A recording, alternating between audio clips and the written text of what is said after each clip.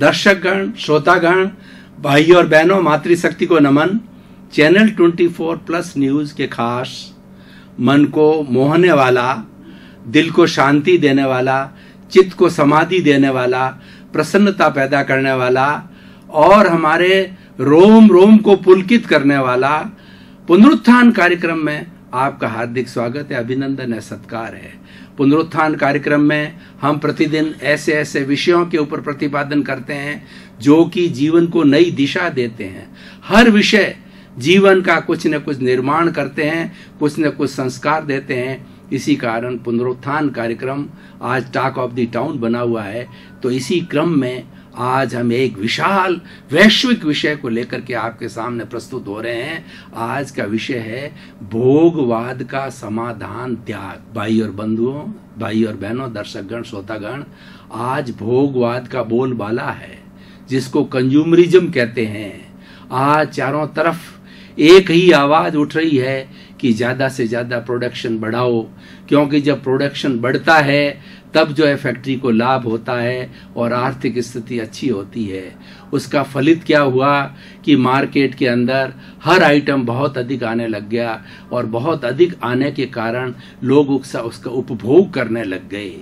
उपभोग आवश्यकता नहीं है, उससे अतिरिक्त उपभोग होने लग गया और उसकी परिणति आप देख रहे हैं। गांव गांव, शहर शहर, मल्टी जो है बड़ी बड़ी जो देश है, शहर है, उनके अंदर बड़े बड़े मॉल बन गए और एक ही वैरायटी की, एक ही आइटम की हजारों हजारों तरह की वैरायटियां आज मार्केट में आ गई है। ये कंज्यूमरिज्म है, ये भोगवाद है और ये भोगवाद हमें लील जाएगा और यही भोगवाद मनुष्य की शांति को समाप्त करता है। क्योंकि हम ज्यादा भौतिक चीजों का उपयोग करते हैं तो हमें मानसिक अशांति होती है। हम भीतरी जगत में नहीं जा सकते। केवल बाह्य जगत तो हमारा इंद्रियों का जगत है, सेंसुअल प्लेजर्स के अंदर ही रहते हैं और बाह्य जगत को ही एंजॉय करते हैं क्योंकि हमें समय नहीं मिलता। और इसी कारण से क्या हो रहा है कि व्यक्ति ने अपनी आवश्यकताएं बहुत बढ़ा दी। आप स्त्रियों को देखिए, स्त्री एक एक कॉस्मेटिक कितने कितने के तरह रखती है।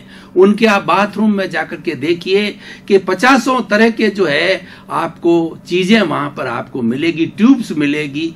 क्या उपयोग होता है और इतनी कहाँ आवश्यकता है। और एक आपको बता दूं कि जितने जितने हम ये अप्राकृतिक चीजें, ये सिंथेटिक चीजें, बाहरी चीजों का उपयोग करते हैं, त्यों त्यों हमारी चमड़ी खराब होती है और हमारा ओरिजिनल रूप होता है, वह रूप जो है निखार होता है, नूर होता है, उसमें कमी आती है। ईश्वर ने जो नूर दिया है, ईश्वर ने जो सहज प्राकृतिक सौंदर्य दिया है, उसकी कोई तुलना नहीं है। और वो सौंदर्य बिना किसी चीज के उपयोग करने से हो जाता है। और सौंदर्य कब होता है कि हमारे में गुण होने चाहिए, हमारे में मानवीय गुण होने चाहिए, इंसानियत होनी चाहिए और मानवतावाद होनी चाहिए। तो आज भोगवाद का बहुत बोलबाला इतना हो चुका है कि व्यक्ति त्रासदी भुगत रहा है, व्यक्ति अशांत हो रहा है। आज ज्यादातर स्ट्रेस और स्ट्रेन के कारणों को आप जाकर के देखें तो आपको मालूम पड़ेगा कि बढ़ता हुआ ये अति भोगवाद है, कंज्यूमरिज्म है और हर आइटम के अंदर कितने कितने आइटम हो गए हैं। और उसके साथ में एक सबसे बड़ा नुकसान ये हो रहा है कि प्रतिस्पर्धा बढ़ रही है।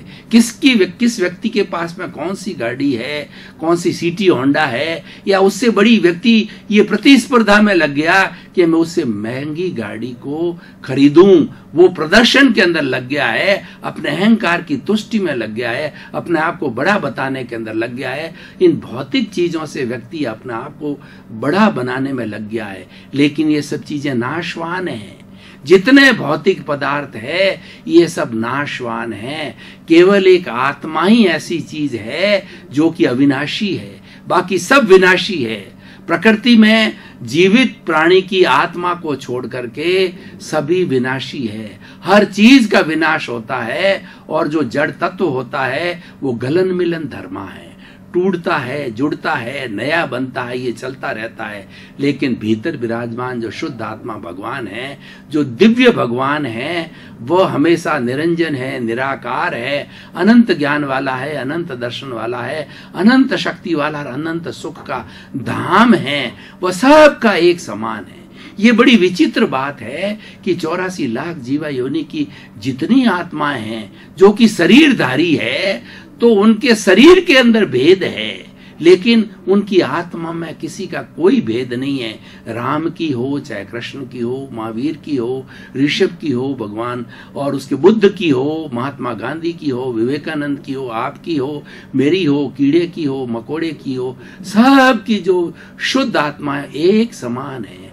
उनका एक ही लक्षण है, उनकी एक ही प्रॉपर्टी है और वो एक ही तरीके से कार्य करती है। देखिए इस कंज्यूमरिज्म ने कितनी तकलीफ पैदा की है कि इसके कारण जो है व्यक्ति 24 आवर्स उसके अंदर ही लगा रहता है, उसको प्राप्त करने में एन केन प्रकारेण जो है अपनी मांगों को बढ़ाता है और अपनी क्या इनकम को बढ़ाता है और उसको प्राप्त करता है और उसको प्राप्त करने में एक टेम्परेरी खुशी महसूस करता है, अपना सिंबल ऑफ द स्टेटस मानता है, लेकिन वह टेम्परेरी खुशी विनाश होने वाली है। ये सारी चीजें इस शरीर के साथ नहीं चलने वाली है। तो इन सब बातों को मैंने समस्या आपके सामने रखी है। तो खाली ये तो एक पहलू हुआ, समस्या के साथ क्या होगा, समाधान देना जरूरी होता है। पुनरुत्थान कार्यक्रम समस्या बताता है, समाधान देता है, फिर उसकी सामाजिक उपयोगिता बताता है और फिर उसका निष्कर्ष बताता है। तो भाई और बहनों, दर्शकगण, श्रोतागण, ये सारा कंज्यूमरिज्म जितना भोगवाद है उन सब का समाधान अगर आप मुझे एक शब्द में चाहते हो तो वो है त्याग। हमारी भारतीय संस्कृति त्याग प्रधान संस्कृति है। इसीलिए ही भारत जो है पूरे विश्व का धर्म गुरु देश बना, सोने की चिड़िया बना और भारत जो है सारे विश्व को मानवता का पाठ पढ़ाया, इंसानियत का पाठ पढ़ाया। भारत ही एक ऐसा देश है जिसने बहुत गुलामी सही, लेकिन चलाकर किसी पर हमला नहीं किया, और किसी ने उस पर हमला किया भारतवर्ष के ऊपर तो उसका मुंह तोड़ जवाब दिया, क्योंकि हम अहिंसावादी हैं, हम आर्यों की संतान हैं, हम इज्जत करना चाहते हैं लेकिन प्रतिरोध करना भी जानते हैं। हम कायर नहीं हैं, हम क्षमाशील हैं, लेकिन क्षमाशील होते हुए हम कायर नहीं हैं। हम ईंट का जवाब पत्थर से देना जानते हैं, मुंह तोड़ जवाब देना जानते हैं। तो भाई और बहनों, दर्शकगण, त्याग है हमारी भारतीय संस्कृति का, हमारे भारतीय ग्रंथों का एक निचोड़ है। और त्याग के कितने फायदे, मैं आपको असंख्य फायदे बताऊंगा कि त्याग के माध्यम से हमारा जीवन कितना सुखी हो सकता है। देखिए, हम एक परिवार में रहते हैं, आजकल तो जॉइंट फैमिली नहीं है, न्यूक्लियर फैमिली हो गई है। और न्यूक्लियर फैमिली होने का कारण ये है त्याग वृत्ति का छूटना, अत्याग की भावना होना, कंज्यूमरिज्म का आना और व्यक्ति की बहुत आवश्यकताओं अपेक्षाओं का बढ़ जाना। देखिए, एक जो है जॉइंट फैमिली में 50-50, 100-100 मेंबर एक मकान में रहते थे, एक चूल्हे पे भोजन बनता था, 3-3, 4-4 पीढ़ियां एक साथ बड़े आनंद के साथ रहती थी और सभी लोग एंजॉय करते थे। और उस परिवार का कहना चाहिए कि इतना दबदबा रहता था कि लोग कोई उस परिवार के ऊपर हाथ नहीं डालते, कोई भी दुश्मन हो, सरकार हो, पुलिस हो, कोई भी, कि वह परिवार तो बहुत स्ट्रांग है, उस परिवार में तो बहुत पढ़े लिखे लोग हैं और बहुत बड़े सात्विक लोग हैं, इसीलिए वह उसके ऊपर किसी तरह की कार्रवाई नहीं करते। ये इतना परिवार क्यों चलता है? त्याग की भावना से चलता है। अगर मान लीजिए कि मेरे हिस्से के अंदर कोई चीज आती है और वह चीज ना लेकर के मैं मेरे छोटे भाई को दे दूं या बेटे को दे दूं या बेटी को दे दूं, तो वो त्याग की वृत्ति है।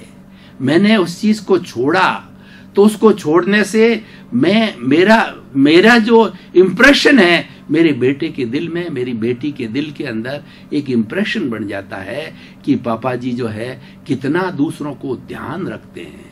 अब देखिए, मान लीजिए भोजन के अंदर अच्छी चीज आ गई और आपने उस चीज को थोड़ा अपने लिए ग्रहण किया और बाकी का अपने परिवार के सदस्यों को वो बांट दिया, ये त्याग वृत्ति है। इस त्याग की वृत्ति से जो है सभी के अंदर एक अच्छा माहौल बनता है और सभी के अंदर जो एक जो दिल के अंदर जो है जगह बनती है। देखिए, मनुष्य एक सामाजिक प्राणी है, वह समाज में रहता है और समाज के अंदर इसको पहचान मिलती है, समाज में उसका जीवन मिलता है, पूरा जीवन का जो है सार समाज के अंदर रहता है।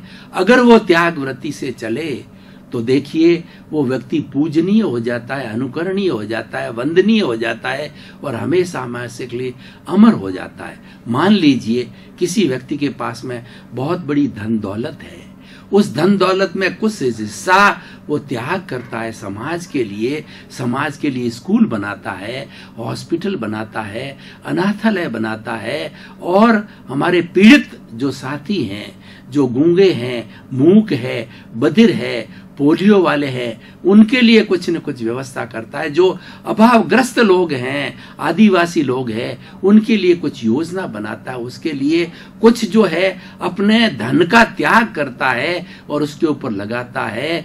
तो वो व्यक्ति कितना कितना समाज के अंदर पूजनीय हो जाता है, सरकार की नजर में पूजनीय हो जाता है। और जिस लोगों के साथ के अंदर ये कार्य करता है वह उस लोगों के दिल के अंदर कितनी जगह हो जाती है। अभी एक नारायण सेवा संस्थान है जो कि उदयपुर के अंदर काम करती है, वो पोलियो के लोगों के ऊपर कार्य करती है। वो पोलियो वालों को ठीक करता है, उनको फुट लगाता है और ऐसे पोलियोग्रस्त लोगों को सामूहिक विवाह भी कराता है। ऐसे बहुत से जो लोगों ने वहां पर आराम पाया है, तो उस संस्था का जो है वह लोगों के दिल के अंदर बहुत बड़ी जगह हो जाती है। ये किस कारण होता है? ये सब त्याग के कारण होता है। त्याग की वृत्ति से सबसे बड़ा लाभ क्या होता है कि व्यक्ति को प्रसन्नता होती है। क्यों? व्यक्ति छोड़ता है, कोई चीज को ग्रहण करने के अंदर जो है इतनी खुशी नहीं होती है जितनी की छोड़ने के अंदर होती है। आप करके देखिए, मान लीजिए कि आपको 1 लाख रुपए की इनकम हो गई है और किसी समय ऐसा आता है कि हमको 10,000 रुपए किसी अभावग्रस्त भाई को सहयोग करना होता है और हम सहयोग करते हैं तो दिल के अंदर बड़ी प्रसन्नता होती है कि आज मैंने इस मनुष्य जीवन का सार पूरा किया और आज मेरे किसी भाई जो अभावग्रस्त है उसको आवश्यकता थी, उसको मैंने सहयोग किया। ये सहयोग की भावना, ये त्याग की वृत्ति है, व्यक्ति को प्रसन्नता देती है, सुकून देती है और शांति देती है। और इसका इफेक्ट क्या आता है कि समाज के अंदर आज जो गरीब और अमीर की जो खाई है जो दिनों दिन बढ़ती जा रही है, इस खाई को पाटने के लिए भोगवाद का अंत करना पड़ेगा और त्याग की वृत्ति को जो है स्थान देना पड़ेगा। और आज हमारे जो ये प्रोडक्शन बढ़ाने की भोगवाद की जो प्रणाली है, इसके ऊपर भी सरकार को अंकुश लगाना पड़ेगा। खास तौर से भारत जैसा ऐसा देश जिसमें 125 करोड़ तो हम कहते हैं लेकिन वास्तव में जनसंख्या ज्यादा है, उसमें से 50% जो है बिलो पॉवर्टी लेवल जो है हमारे भाई लोग जो है जीवन यापन कर रहे हैं। बहुत से भाइयों को 2 जून की रोटी नहीं मिल रही है और हम कंज्यूमरिज्म के अंदर कितने कितने भोग विलास की चीजों को इकट्ठा करते हैं। उसकी उपयोगिता क्या है? देखिए कि सर्दी की ऋतु के अंदर आपको 1 कंबल से काम चल सकता है, 1 रजाई से काम चल सकता है और आपने 10-10 रजाइयां इकट्ठी कर रखी है। तो ये कंज्यूमरिज्म है, ये सिर्फ अहंकार की तुष्टि है और ये सिर्फ एक दिखावा है, ये सिर्फ एक प्रदर्शन है। उपयोग तो एक का ही किया जाता है, 9 तो पड़ी रहती है। तो इस वृत्ति को हमें त्यागना पड़ेगा। और ये त्यागी कब जाएगी कि हम अपने लिए इतनी परचेजिंग करें, अपने परिवार के लिए इतनी परचेजिंग करें जितनी आवश्यकता हो। हम भोगवाद में नहीं जाएं कि भाई इतना मॉल के अंदर इतने चीजें मिल रही है और उसके अंदर मन जो है हमारा उसके अंदर लुभावना हो जावे और हम परचेज करते रहें और अपने धन का उपयोग उसमें करते रहें। उससे क्या होगा कि हम सारी जो हमारी संपत्ति है या सारा हमारा जो अर्जन है वो हमारे स्वयं के उपयोग के लिए लगाते रहेंगे। उस अर्जन को अगर हम कुछ बचावें और बचा करके अपने परिवार के सदस्यों के ऊपर लगावें और जिसको आवश्यकता हो और हमको आवश्यकता नहीं और किसी को आवश्यकता हो तो आखिर हमारा भाई है, वो वसुधैव कुटुंब का सदस्य है, हमारे देश का नागरिक है और हम भाईचारे के सिद्धांत से चलते हैं। तो उस समय के अंदर हमें वो मदद में लगाना चाहिए जिसको परोपकार कहा जाता है। और ये परोपकार 3 तरह से किया जाता है, तन की सेवा, मन की सेवा और धन की सेवा। दूसरे रूप में कहूं कि तन का त्याग, मन का त्याग और धन का त्याग। तन की सेवा ये होती है कि मैं मैं मेरे जो है वो मेरा स्वयं का निजी कार्य है, उस कार्य के अंदर 2-3 घंटे जो है वो समय का त्याग करके, और वो समय मैं हॉस्पिटल के अंदर लगाऊं, मैं स्कूल के अंदर बच्चों को पढ़ाने के लिए लगाऊं, अगर डॉक्टर हूं तो किसी जो मरीजों को देखने के लिए फ्री ऑफ कॉस्ट देखने के लिए लगाऊं, तो वह क्या एक त्याग वृत्ति हो गई। ये हो गई तन की सेवा।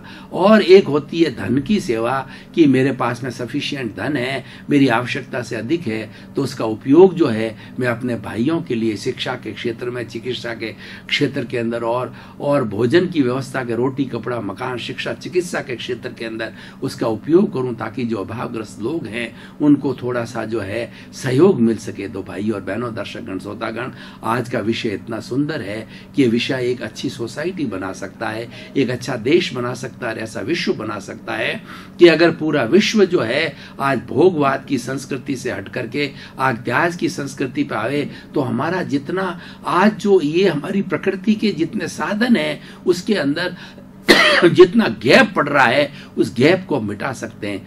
आज वैज्ञानिक लोग कहते हैं कि अगला जो महायुद्ध होगा वो पानी के लिए होगा, वो केवल अस्त्र शस्त्रों के लिए नहीं होगा, वो सीमाओं के लिए नहीं होगा, पानी के लिए होगा।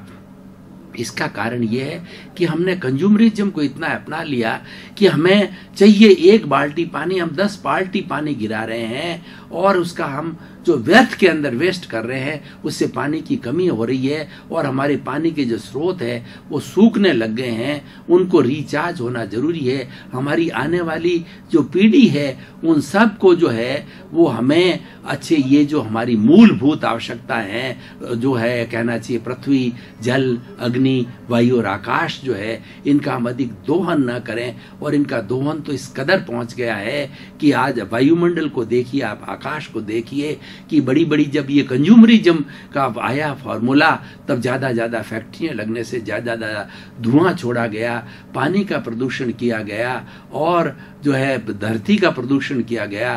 तो ये प्रदूषण बढ़ते बढ़ते जो है आज हमारे लिए भयावह हो गया है। और उस प्रदूषण की जो निष्पत्ति हमको क्या मिली, ऐसी ऐसी बीमारियां हमने कभी सोची नहीं थी, वो बीमारियां आज होने लग गई है, बहुत बड़े बड़े इन्फेक्शंस होने लग गए हैं, और इस तरीके से जो है वायरस आने लग गए हैं। उस वजह से ये सारा क्या है कि अतिरिक्त दोहन करने से हो गया। तो हमें ये सोचना चाहिए कि हमें जो ये पृथ्वी माँ ने पैदा किया, ये नेचर ने पैदा किया है, ईश्वर के अंदर विश्वास करते हैं, तो हमें किस लिए हम आए हैं, इस संसार के अंदर हम आए हैं तो अपना आत्मा का उत्थान करने के लिए आए हैं, अपने व्यक्तित्व को ऊंचा करने के लिए आए हैं। वो व्यक्तित्व ऊंचा कब होगा कि भोग विलास की सामग्री को हमें त्यागना होगा, और हमें हमारे भीतरी गुण हैं जो मानवीय गुण है। मानवीय गुण क्या है? देखिए, अहिंसा है, मैत्री है, प्रमोद है, करुणा है, मध्यस्थता है, और लोगों को सम्मान देना है, सम्मान लेना है, सबके साथ अच्छा बर्ताव करना है, पॉजिटिव थिंकिंग रखना है, विधायक भावों को रखना है। ये मानवीय गुण है, इसकी तरफ हमें तरक्की होनी चाहिए। इसकी तरफ तो हम इतने नेगेटिव चले गए हैं कि रसातल के अंदर चले गए हैं, और जिस किस चीज की आवश्यकता नहीं है उस आवश्यकता को हमने बहुत ज्यादा आवश्यकता दे दी है। वो सारा भोग विलास से हो रहा है, कंज्यूमरिज्म जिस हो रहा है। हम त्याग का महत्व भूल गए हैं। जितना जितना हम त्याग का महत्व समझेंगे, उतना उतना हमारा जीवन में निखार आएगा, हमारा परिवार अच्छा बनेगा, हमारा समाज हमारा अच्छा बनेगा, ये सृष्टि अच्छी बनेगी, ये विश्व अच्छी बनेगी। केवल हम ही नहीं है इस सृष्टि में जीवन वाले, ऐसे जो है 84 लाख जीवा योनि की असंख्य असंख्य प्राणी इसका जो है वो इसका निर्वाह कर रहे हैं इसके अंदर। उसको बिगाड़ करके हम सबके लिए एक समस्या बन गए हैं। हमें समस्या नहीं बनना है, हमें समाधान बनना है। भोगवाद है ये समस्या है, और त्याग है ये समाधान है। आप सुबह से शाम तक अगर त्याग वृत्ति में जाएंगे तो देखिए कि आप ये सोचेंगे इससे ज्यादा भोजन नहीं करूंगा, इससे ज्यादा पानी का उपयोग नहीं करूंगा, इतने अधिक कपड़े नहीं पहनूंगा, करूंगा और मेरा जो बिस्तर वगैरह है एक ही बिस्तर का उपयोग करूंगा, एक ही वाहन का उपयोग करूंगा, जितनी जितनी न्यूनतम आवश्यकता है एक ही गाड़ी का उपयोग करूंगा, एक ही मोबाइल का उपयोग करूंगा, जितनी जितनी न्यूनतम आवश्यकता है जिसको कि नीड बोला जाता है, उस फार्मूले को हम लेकर के चलेंगे तो त्याग की वृत्ति को प्रशय मिलेगा और भोगवाद को अपने आप प्रशय नहीं मिलेगा। अगर लोग ज्यादा परचेजिंग नहीं करेंगे तो इतना प्रोडक्शन रुक जाएगा। हम सोचते हैं कि हम बहुत बड़े जो है कहना चाहिए कि इतना आर्थिक रूप से हम बहुत बड़े हो गए हैं, हम विकसित देश बन गए हैं, हम विकासशील देश बन गए हैं, लेकिन क्वेश्चन ये है कि हम कितने प्रसन्न हैं। ये बाहरी चीज है, हमारे साधन हैं, ये साध्य नहीं है। हमारा साधन भीतर है, प्रसन्नता भीतर है, आनंद भीतर है। हम सारा काम आनंद के लिए कर रहे हैं, प्रसन्नता के लिए कर रहे हैं, खुशी के लिए कर रहे हैं, मेंटल पीस के लिए कर रहे हैं। ये चीजें बाहर नहीं है, इन साधनों से नहीं मिलने वाली है। ये साधन तो मात्र निमित्त है। दर्शकगण, श्रोतागण, भाई और बहनों, आपका बहुत बहुत धन्यवाद। आपके सहयोग से पुनरुत्थान कार्यक्रम की दिन दुगनी रात चौगनी हो रही है। पुनरुत्थान कार्यक्रम कोशिश कर रहा है कि हम इस तरीके से प्रस्तुति दें कि मनुष्य में रूपांतरण आए, व्यक्ति बदले, समाज अच्छा बने, विश्व अच्छा बने और हमारी पुरानी धारणा वसुधैव कुटुंबकम की धारणा को पुनः स्थापित करें। इसी क्रम में आपके प्रति मंगल भावना शुभ।